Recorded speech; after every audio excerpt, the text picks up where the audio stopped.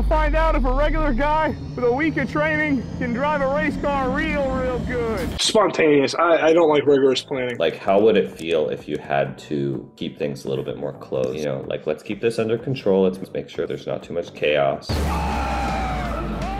Feels like a limitation, and it feels very unhuman. I feel like a lot of unhappiness and disorder comes from like rigorous scheduling. I don't know, I kind of know that when there's less rigorous scheduling and just more like expectation of how you'll react in a situation rather than planning out how you will react in like the specific situation that you set up for this time and all, it's just like feels unrealistic. If things aren't very planned out, I don't get stressed out at all. Who else do I not relate to? I don't relate to people who don't like risk. I think a lot of people are very caught up on avoiding risk at all costs, and that is something I just like very heavily can't relate to, especially since the last 2 years of my life working with Eric on his channel has been very spontaneous, and me moving out to California has been very spontaneous. It seems like the most positively I've been rewarded in my life. It's by being able and ready to move on like a moment's notice. How much alone time do you need to feel like your best self? Like you mentioned, you need to take some time sometimes. Like how much alone time do you need to feel like? I don't know. I haven't had a alone time, like a good alone time, and it feels like years, a lot of years. Actually, I don't know if I've had good alone time my entire life. I'm trying to think of a time that I was like alone for a prolonged period of time. Yeah. It feels like everything in my life has been with people.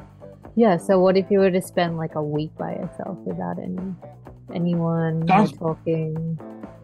Sounds exciting. Sounds kind of exciting. It's not like something I'm craving, but it sounds like something I've never tried before. It's like it's never actually happened. Daily or weekly basis, it's almost not, and I don't think there's any alone time on a daily or weekly basis. Are you someone that gets a lot of energy from interacting and doing stuff and being more out in the outside world? I guess I don't know. I must. I must get I have a lot of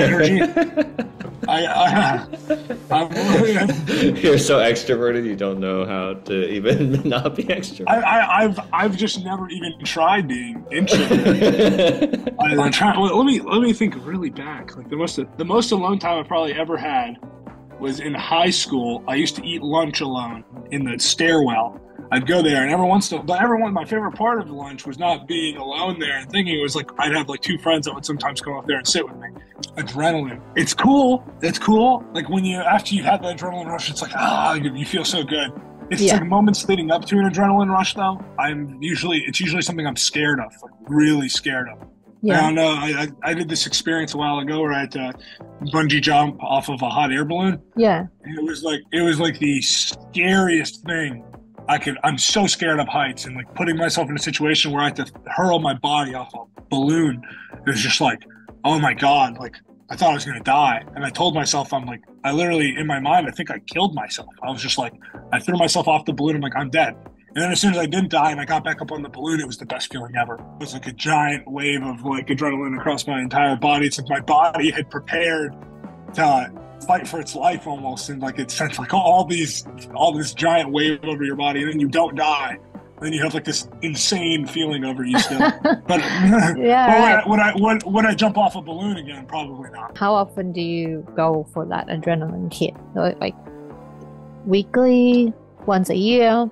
It always ends up happening in videos, so I guess it's like a couple times a month. That's quite a bit. How much does it feel important to you to have like a direct, concrete experience of something? Like actually touching it, actually feeling the water. That means, yeah. Versus like, important. Oh, I can read about sharks. Sharks are so cool. Like, isn't that so crazy? Like sharks do this. Like thinking about more the idea of it versus like, no, I want to like dive in the water and like see this shark tooth in my hand, and That's way more important to me, physically touching it and like seeing it. That's much more important to me than reading about it. I do enjoy though, like to me, like when I read about something or I learn about something, it kind of makes it more exciting when I go physically do it. When I do like research on something and it's like I've learned all this crazy stuff about something, like wow, now I want to go. That's usually what inspires me to go physically, like do something. Right before I'm about to jump in the water, I'm like, oh wow, this is cool. This is really cool. And then while I'm I don't know, I really try to soak things in whenever it's like an experience that isn't going to last a long time.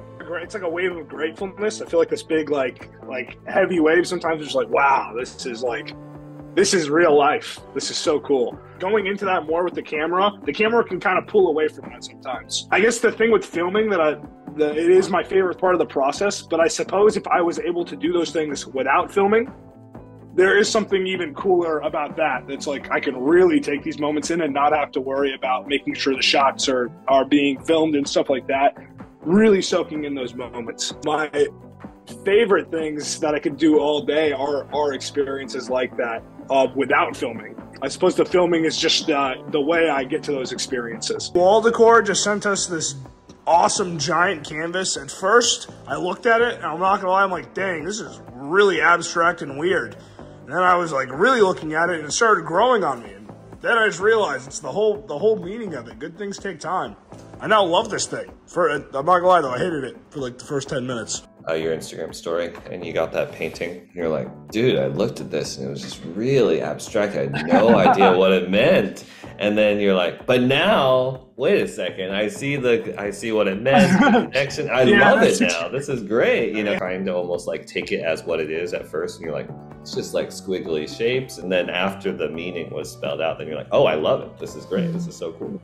Yeah, it's almost impractical until it's makes sense. It's practical once it's been experienced, but if it's just a mental approximation, you're like, what? Upon first glance, I thought that was the ugliest painting I've ever seen. It's actually my favorite. It's like my favorite thing now. In the full sessions with Tyler, we actually spent 3 hours double checking his personality patterns and 2 hours teaching him about how his personality type is wired, his blind spots, how he can use his personality type more with his work. If any of you guys were interested in some personalized teaching sessions to better understand your personality type, how you can connect better, work better together with lots of different types of people in relationships, at work, that's Z&I's specialty. Send us an email at ericwen@thinkmoredeeply.com. Would love to get connected. By the way, special thanks to all the patrons, members that are supporting us behind the scenes. We'll catch you guys in the next ones. Peace, peace. Bye.